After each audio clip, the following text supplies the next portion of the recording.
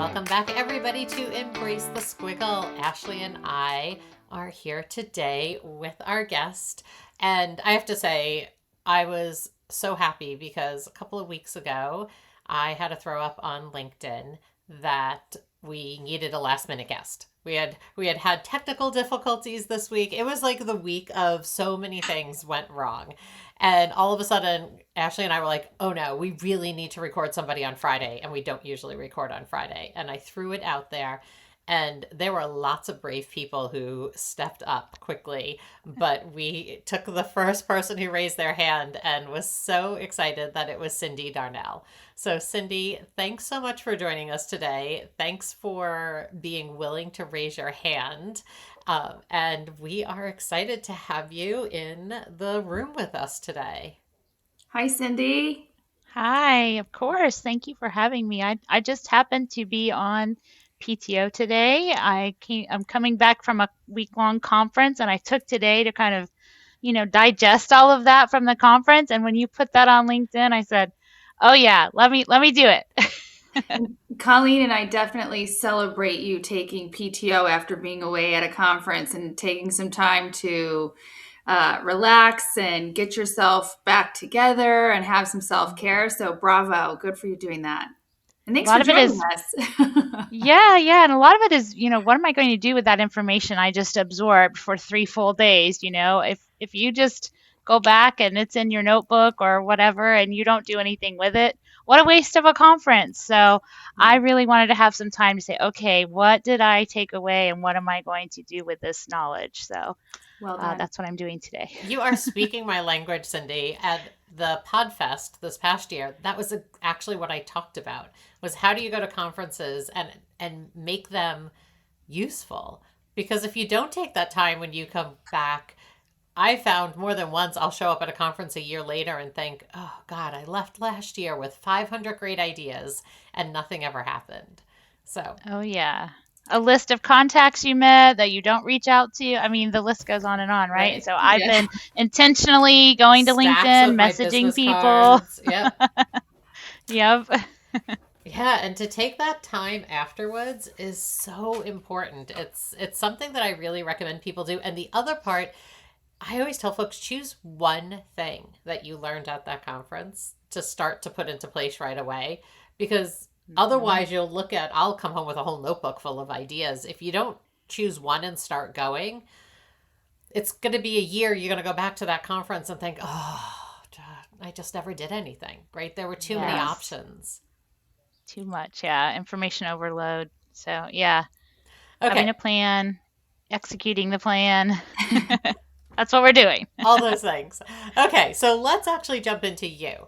We always love asking folks, what they thought they wanted to be when they were a kid. And then, did your career end up anything even close to like that? Yeah. So when I was a kid, I wanted to be a teacher. That was, if anyone asked me, that is what I said up until high school for sure. Was teacher. I want to be a teacher. I want to be a teacher. And so today, as director of operational excellence, I do some teaching. So that's kind of funny. I'm not a teacher. I'm not in the education field, but oh my gosh, I love them. Thank goodness we have so many folks that are. Yeah. But I do some teaching, I do training, I do coaching, and facilitate workshops. And so I guess in a way, I kind of am a teacher. You absolutely are. Yeah. It's just not necessarily what the style of teaching you thought you were going to be doing when you were growing up or when you were little, right? But also Right. probably didn't know that your current job even existed back then. Yeah. No way. No way. And I So also Not how on the did think, you radar. Oh, I was going to say, so how did you get into this role? Yeah, so it's been an interesting journey. So I work at Element. Element is in the tech sector, and I started at Element. My very first job was as an executive assistant, and I worked for the CEO, who was a retired Army colonel, and he was a great leader to me. he included me in things. He brought me to the table when I really had no business being there as a 19-year-old right out of school. But from there, when he retired, I moved into the customer service department. And I managed that for about 15 years. So, I mean, I started as like a customer service rep and then just kind of moved up to, a team leader, a supervisor, a manager throughout those years. And it's probably about 2014, I would say. We were working with a lean consultant and we were looking for someone to be our site 5S champion. And that's part of one of the lean tools that we were rolling out. And so I just raised my hand and said, I want to be the 5S champion for our site. And that's kind of how I got my interest in lean and operational excellence, and um, officially moved to the operational excellence team in 2018. And so I've been with the team about 8 years and moved into the director role last year.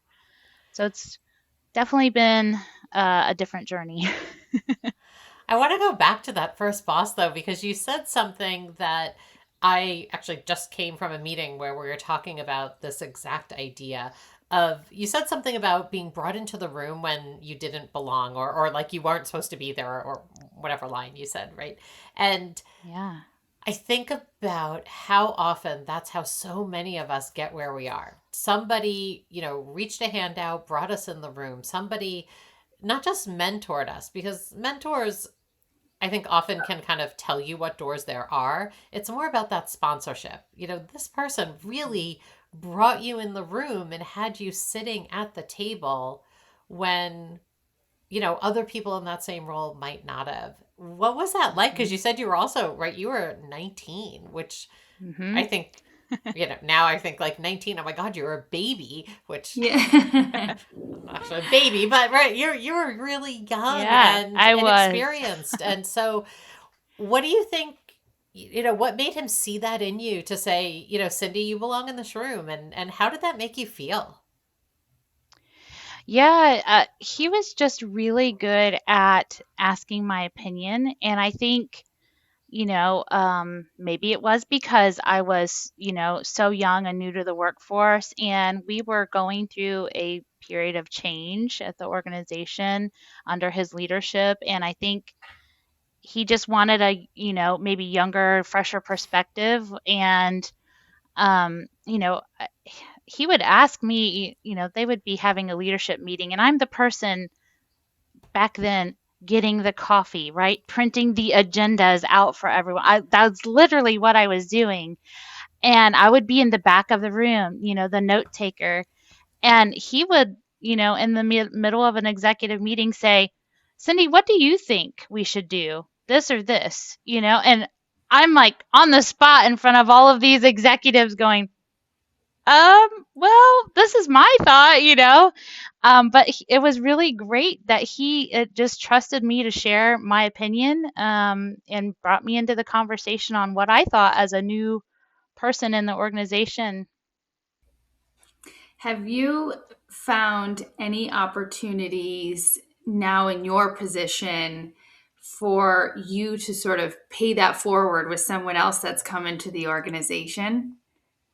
Oh, yeah. I definitely enjoy working with kind of, I keep saying the next generation of leaders, right? Yeah. Because I know how important that was to me when I was new and young, and just pulling them in and asking their opinion is so important. And I still have a card. So my boss, his name was Cliff. He gave to me a card on Boss's Day, and it said, "Everyone knows I really work for you. Thank you for being a great boss." And I still have that. I mean, that was 25 years ago. But just something like that, a handwritten thank you note for someone, can go such a long way. We need more Cliffs in this world. Me too. I will say, you say that, and it's like, here, these are the handwritten notes that I've received over the last Oh, couple, like, just probably the last 6 months. And I think because I talk about so often how important I think handwritten notes are, people send them to me as well. I have stacks I of love them. that. I love, right? I These are all sitting on my desk. But you mean that was how many years ago? 20 years ago? 20 plus years Yeah, ago? 25 years ago. 25 Yeah. years ago. And you still remember it. You could tell as you told that story Mhm. that you remember how it made you feel and the Mhm. impact that that had on you. And, Absolutely. if more, I feel like Cliff should be out there teaching leadership development courses himself. But again, when you work for a leader like that, that's the leader you know. And often, I know when I do leadership training, one thing that we talk about often is how many people have worked for bad leaders, right? They work for Mhm. people who just don't try to uplift them or are like command and control kind of leaders. And when that's your only model as a leader, when you become a leader, even if you don't want to, it's almost like you automatically do that because that's all you've seen. And so to have someone like that having impacted so many people in the organization and showing you what it really takes to be a leader that gets stuff done, gets things accomplished, moves the needle forward, and still is a really good human. Like, Yes. what a difference that Relatable. makes. Relatable. Yeah.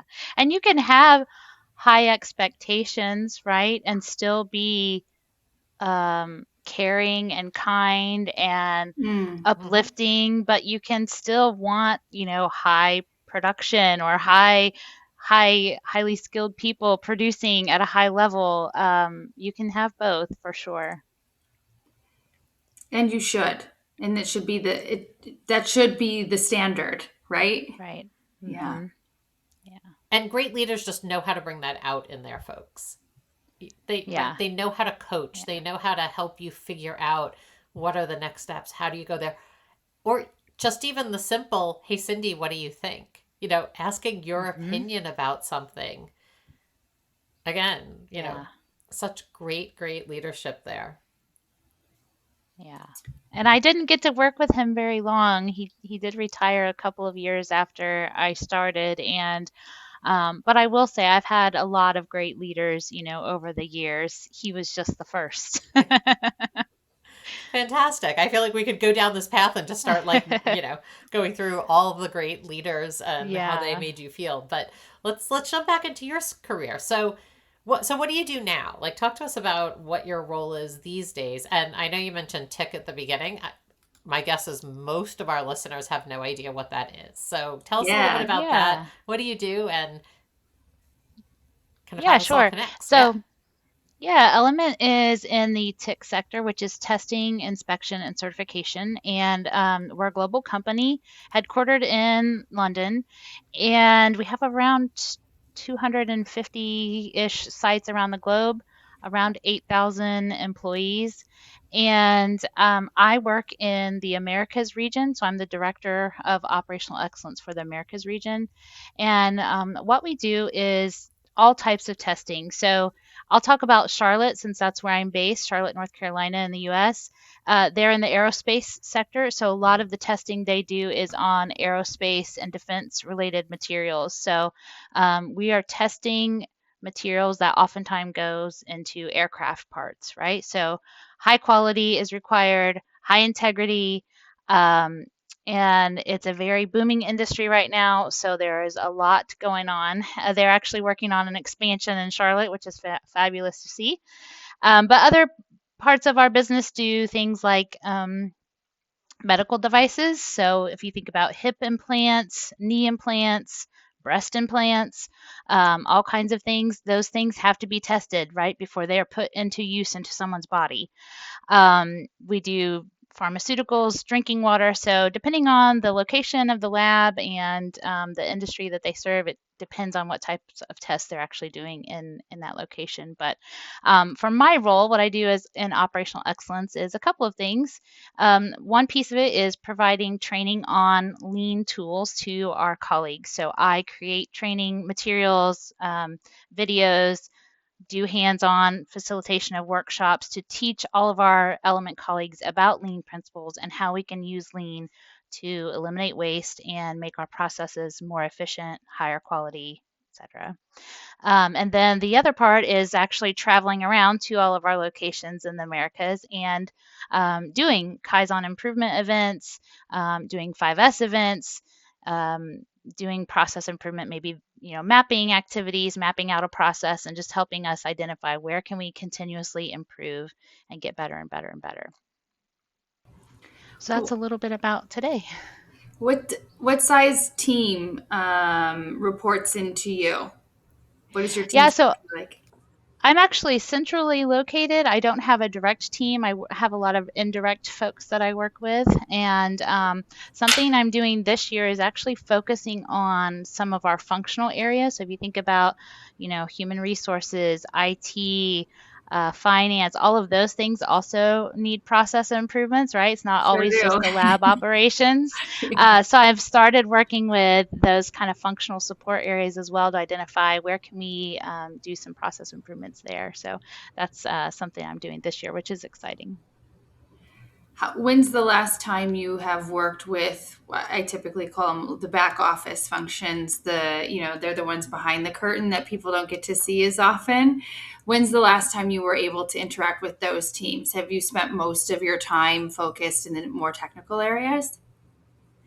Yeah, I would say most of the time has been in the lab operations. And up until recently, I would say last year, we did a couple of improvement workshops on reducing our DSO, right? And so that's been a combination of the lab that's actually doing invoicing to the customer and the accounting and finance folks that do the invoicing, billing, collections, all of those things. And so bringing both of those groups together to identify process improvements and efficiencies.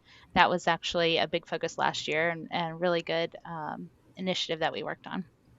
Are you able to share with us maybe where you see some of the teams commonly getting processes wrong or hitting roadblocks?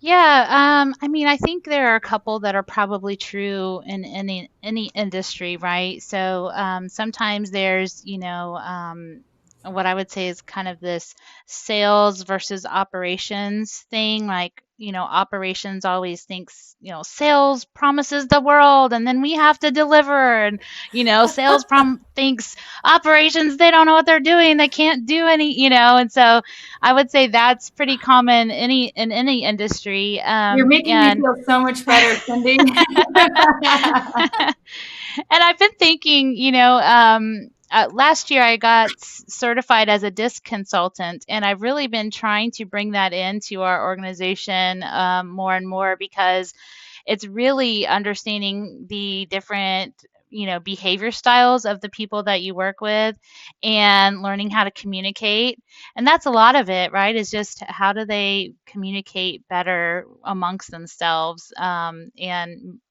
maybe a little bit of process improvement as well, but a lot of times it's just getting the team together and working on that communication and team building and collaboration, that's really needed.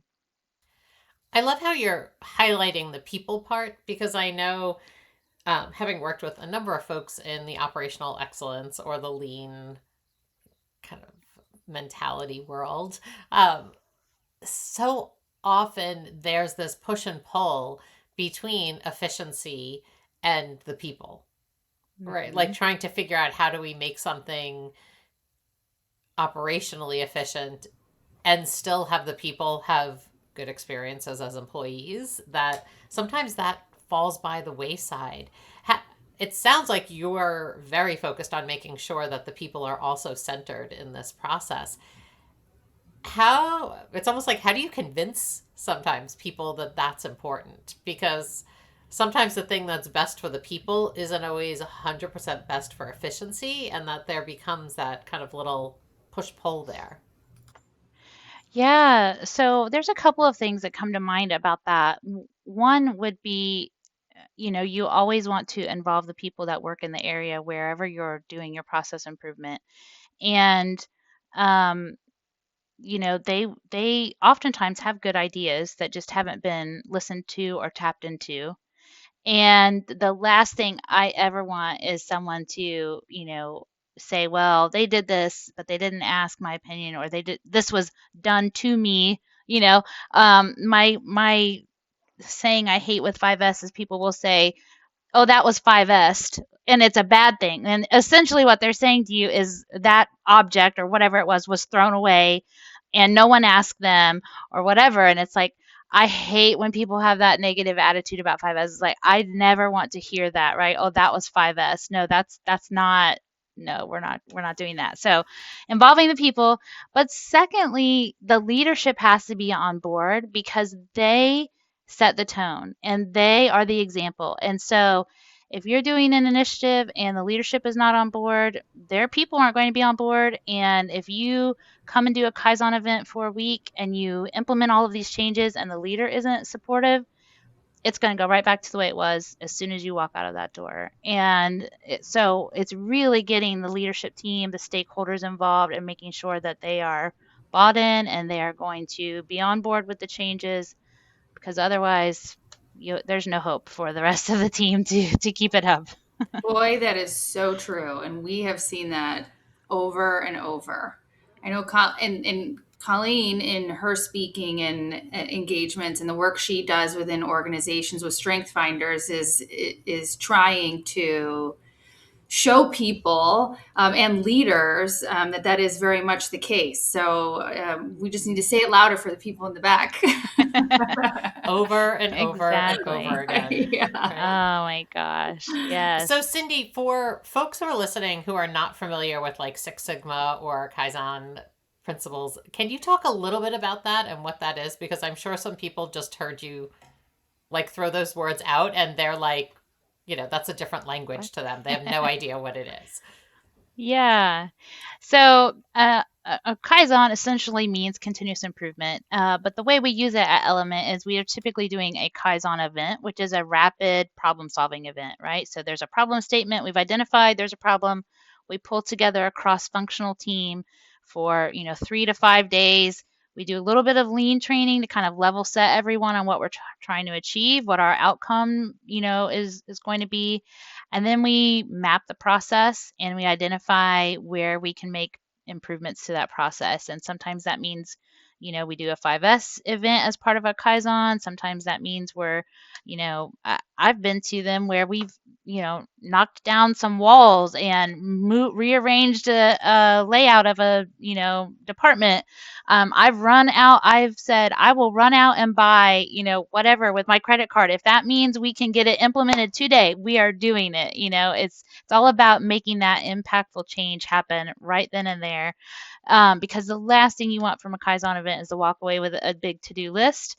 And there are some things obviously you can't do in 3 to 5 days, but you want to keep that minimal. You want to implement whatever ideas you can from that event while you've got everyone there, all hands on deck. I usually reserve the last day of the session to the do it activities. We're going to actually go and do these things together as a team today. And that just builds some, momentum and excitement. I think when people can actually see things changing in real time that day, they really see the benefit of it. Because if you walk away with a big long to-do list of tasks that these great ideas you came up with, what's the likelihood that they actually get implemented later? Not very likely. And then everybody's interest dies, and then no one wants to do it again in the future. But if you actually get these ideas implemented and get some improvements happening and they can see the payoff, then they're like, well, now we want to do it in this area. We want you to come back and, do it over here. And so it just builds that momentum, and, all the leaders start seeing the payoff and the payback from the event. And yeah, it just builds momentum that way.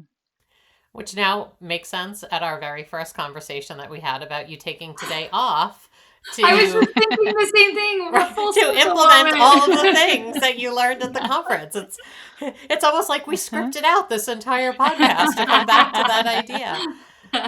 But how impactful is that for a team to come up with ideas and to say, all right now, right? Pick up the desk and move it, or, let's do this right now, and not let's make a plan and, let's fill out the, project management tool with 750 tasks and to-do lists, Right. to really truly say, Ugh. We've come up with an idea, let's try it. Reminds me a little of of design thinking, which I've done a Mm-hmm. lot of work in, of the let's iterate it, let's do it, let's build it, let's try it. And if it doesn't work, let's fix it and try it, like try something else. Let's just keep going until we figure out the solution.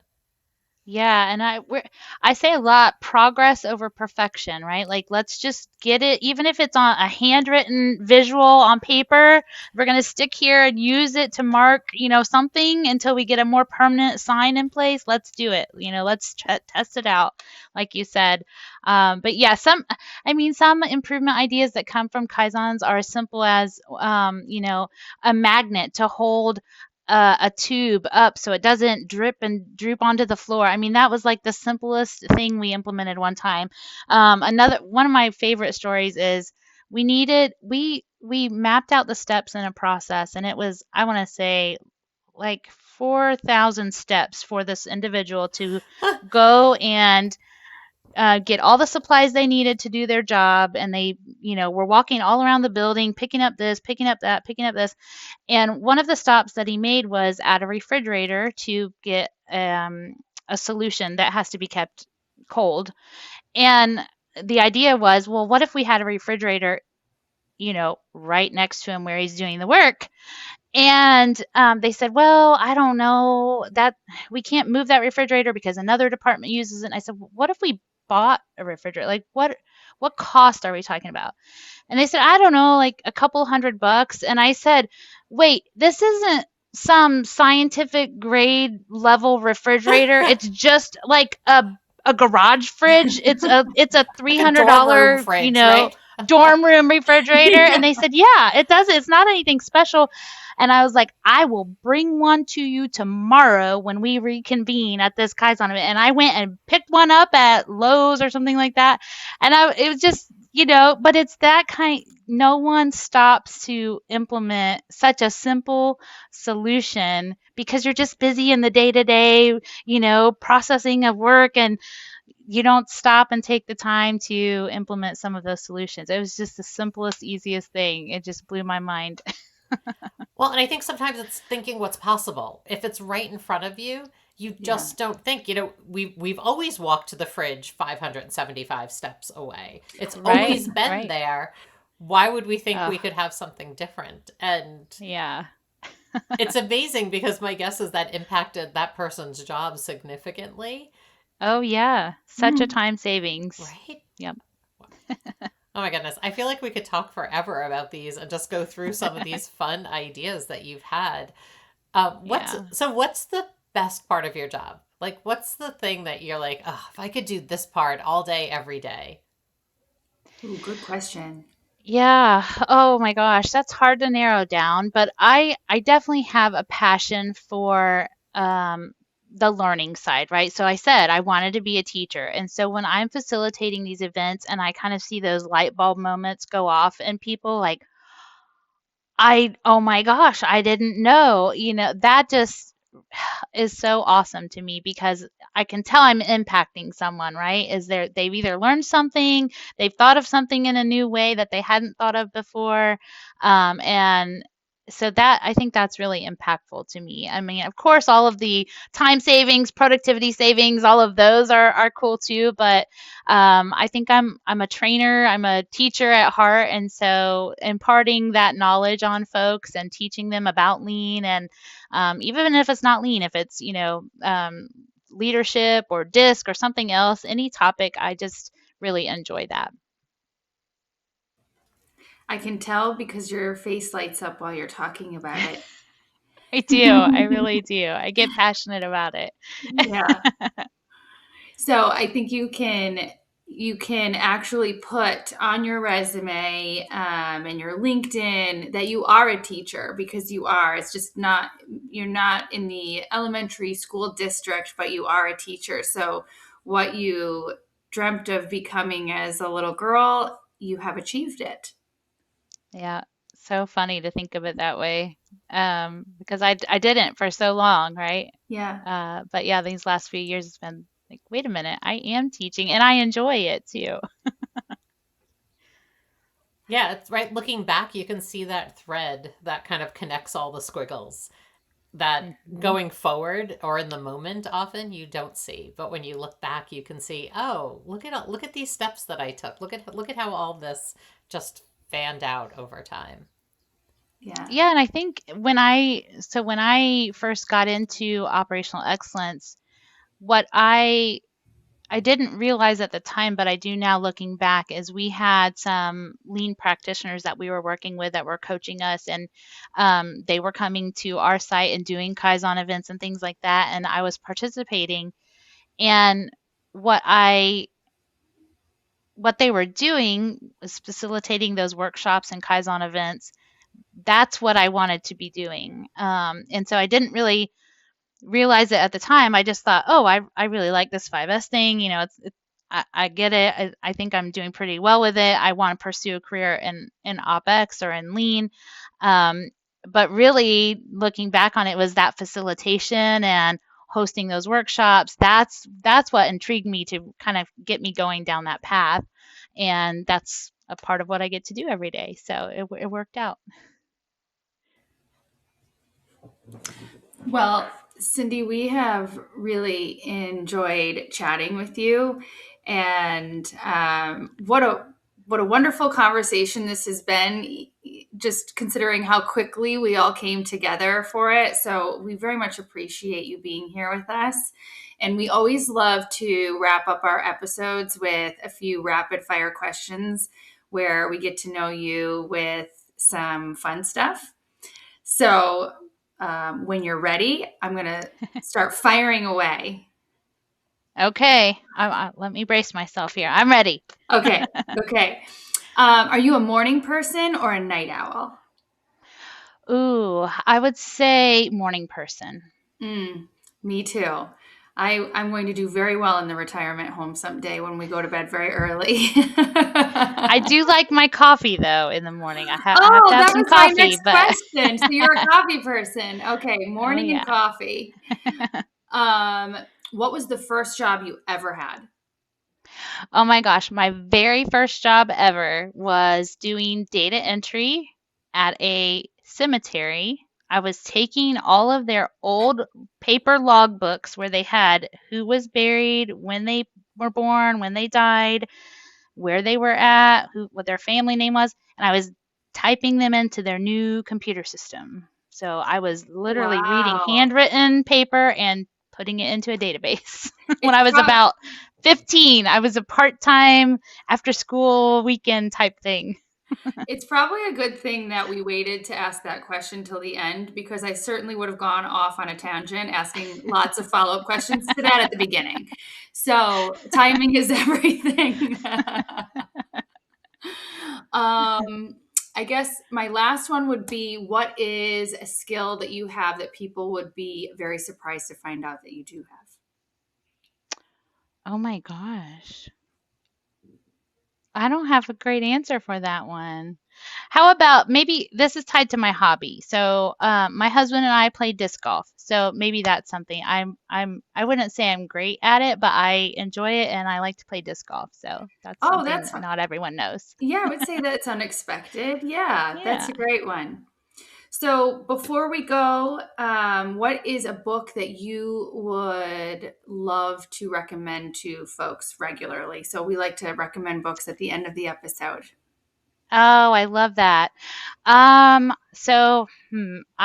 really have two, but I'll stick with the first one. So the first one that jumped into mind is called QBQ, the question behind the question, and it's all about personal accountability, and it's by Kristen and John Lindeen, and they're amazing. Look them up. They have a little podcast that Kristen does too, but it's a great book. It just is about yeah, you basically the takeaway is you can only change yourself, right? Hmm, And you can only hold yourself accountable, and it's just a short, quick read and very good. excellent. I'm going to check it out. Cindy, we really appreciate having you here, and our listeners and our squigglers are going to be really pleased to hear our discussion. So, thank you for your time this afternoon and for sharing your story. And we look forward to reading the book you just recommended.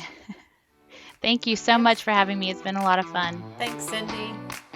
Thank you.